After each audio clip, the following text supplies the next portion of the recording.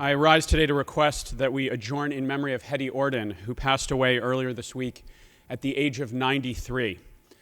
Hedy lived a remarkable life that exemplified the power of love to help heal deepest of pain. Born into a prominent Jewish and Zionist family in Rieteg, Romania, she was just 18 years old when the Nazis invaded in 1944. Within weeks, Hedy and her family were forced into a ghetto and then shipped by cattle car to Auschwitz.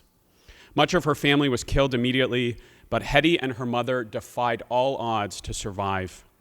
Tragically, Hedy's mother passed away just 5 days after their liberation in May of 1945, but she remained a guiding light to Hedy throughout her life.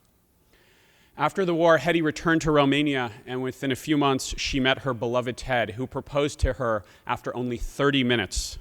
While she declined his initial proposal, the couple married 6 months later and shared life for the next 69 years.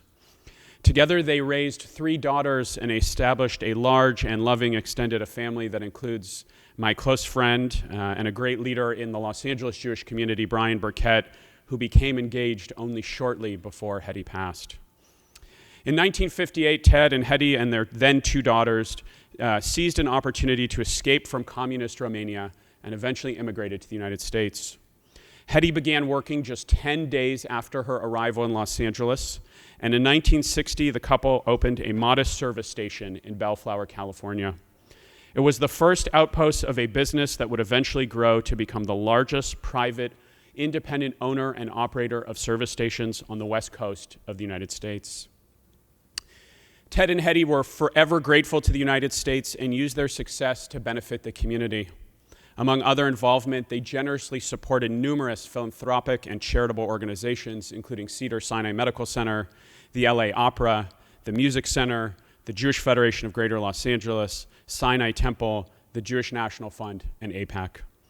Hedy also had a particular passion for supporting aging Holocaust survivors and increasing education and awareness about the Shoah.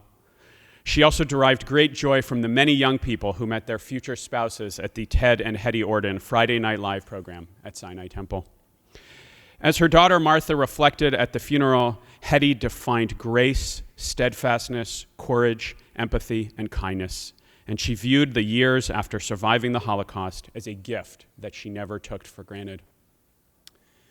A famous Jewish ethical teaching known as Pirkei Avot teaches, "You are not obligated to complete the work, but neither are you free to desist from it."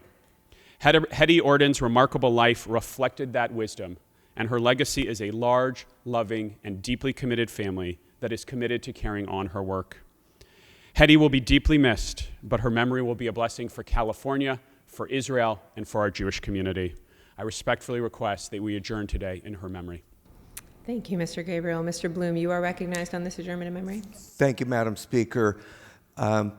I join in asking that we adjourn in memory of Hedy Orden. And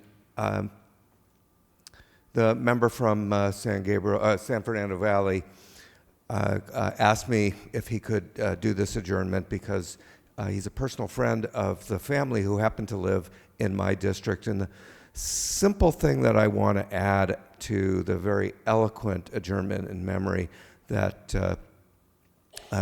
he just gave is how remarkable it is that the human spirit could be so resilient.